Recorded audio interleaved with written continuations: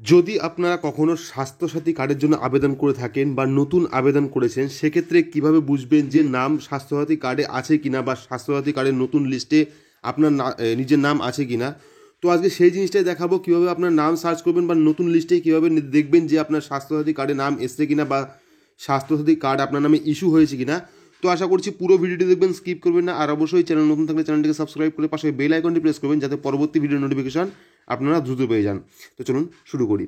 তো ফার্স্ট, যদি স্বাস্থ্যসাথীর লিস্ট আপনারা দেখতে চান, সেক্ষেত্রে কী করবেন, ফার্স্ট আপনার মোবাইল ব্রাউজারে যাবেন, ব্রাউজারে গিয়ে সার্চ করবেন স্বাস্থ্যসাথী। তো স্বাস্থ্যসাথী লিখে সার্চ করলেই কিন্তু আপনার সামনে সার্চে অনেকগুলো লিস্ট চলে আসবে। তো প্রথম যে লিস্টটা আছে স্বাস্থ্যসাথী, তো সেই লিঙ্কে আপনারা যদি ক্লিক করেন, সেক্ষেত্রে দেখবেন এই ওয়েবসাইটটা খুলে এসে। তো এখানে দেখুন ফার্স্টেই শো করছে ফাইন্ড ইওর নেম, একটা স্টার মার্ক দিচ্ছে এখানে। তো সেই ফাইন্ড ইওর নেমে আপনারা টিক করবেন। ফাইন্ড ইওর নেমে টিক করার পর এখানে একটা লিস্ট চলে আসবে। তো ফার্স্ট এখানে দেখুন ফাইন্ড ইওর নেম, অর্থাৎ আপনার নাম দ্বারাও কিন্তু সার্চ করতে পারেন যে নতুন লিস্টে আপনার নাম এসছে কিনা। তো ফার্স্ট এখানে আপনার মোবাইল নাম্বার দেবেন। তো যে কোনো একটি মোবাইল নাম্বার দেবেন। মোবাইল নাম্বার দেওয়ার পর এখানে কী করবেন, এখানে ফাইন্ড ফর নেম। তো এখানে আমরা ইওর সেলফ বা আদার, যদি আপনার নিজের নামে করতে চান সেক্ষেত্রে ইওর সেলফ দেবেন, যদি অন্য কারোর জন্য করতে চান সেক্ষেত্রে আদার্সে সিলেক্ট করবেন। তো আমি নিজেরটা দেখবো, সেজন্য আমি ইওর সেলফে ক্লিক করলাম।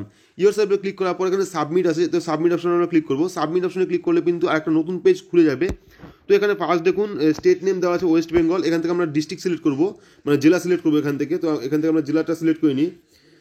তো জেলা সিলেক্ট করা হয়ে গেলে পর এখানে দেখুন সিলেক্ট বাই। তো এখানে আমরা দেখবো এখানে দেওয়া আছে RSBY ইউআরএন নাম্বার বা আধার নাম্বার বা ফ্রম বি আইডি নাম্বার বা খাদ্যসাথী রেশন কার্ড নাম্বার। অর্থাৎ আপনারা RSBY নাম্বার দিয়েও করতে পারেন, আধার কার্ড নাম্বার দিয়েও করতে পারেন, ফ্রম বি নাম্বার দিয়েও করতে পারেন, অথবা খাদ্যসাথী অর্থাৎ রেশন কার্ড নাম্বার দিয়েও কিন্তু সার্চ করতে পারেন। তো আমরা এখান থেকে আধার নাম্বারটা সিলেক্ট করছি। সিলেক্ট করার পর এখানে দেখুন চলে এসছে ইওর ব্লক মিউনিসিপ্যালিটি, অর্থাৎ এখান থেকে আপনার ব্লক বা মিউনিসিপ্যালিটি যেটা হন সেটা সিলেক্ট করবেন। তো আমি এখান থেকে ব্লক সিলেক্ট করছি। সিলেক্ট করার পর এখানে দেখুন চলে এসেছে সিলেক্ট ইওর ব্লক নেম। তো এখান থেকে ব্লক নেমটা অর্থাৎ আপনার ব্লকের নামটা দিতে হবে। তো আমি এখান থেকে ব্লকের নামটা সার্চ করে এখানে সিলেক্ট করছি। ব্লক সিলেক্ট করার পর এবার আমাদের কাছে চলে এসেছে এখানে দেখুন সিলেক্ট জিপি, অর্থাৎ গ্রাম পঞ্চায়েত নাম। তো গ্রাম পঞ্চায়েতটা আমরা এখান থেকে সিলেক্ট করছি এই লিস্টের থেকে।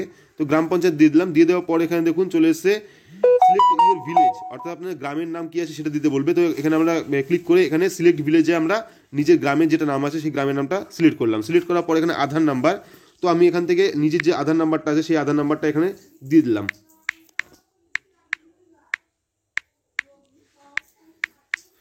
তো আধার নাম্বার দিয়ে দেওয়ার পর আমরা এখানে কি করব, সাবমিট অপশনে ক্লিক করব। তো সাবমিট অপশনে ক্লিক করলেই কিন্তু লিস্ট চলে আসবে যে নতুন যে স্বাস্থ্যসাথী ফর্ম বা স্বাস্থ্যসাথী কার্ড, সেই কার্ডে আপনার লিস্টে নাম আছে কিনা, বা নতুন যে অ্যাপ্লাই করেছেন বা পুরনো অ্যাপ্লাই থাকলেও কিন্তু আপনার নামটা চলে আসবে যে স্বাস্থ্যসাথী কার্ড আপনার জন্য অ্যাপ্লাই হয়েছে কিনা। তো এইভাবে সার্চ করলেই কিন্তু আপনার লিস্ট দেখতে পাবেন এবং আপনার নামটাও দেখতে পাবেন। যদি আপনার নাম স্বাস্থ্যসাথী কার্ডে উঠে থাকে সেক্ষেত্রে কিন্তু আপনার নামটাও ভালোভাবে দেখতে পাবেন। তো আশা করছি বোঝাতে পেরেছি। যদি ভিডিওটি ভালো লাগে তাহলে অবশ্যই লাইক করবেন, চ্যানেলটিকে সাবস্ক্রাইব করে পাশে বেল আইকনটি প্রেস করবেন। আজকের মতো এটুকুই, ধন্যবাদ।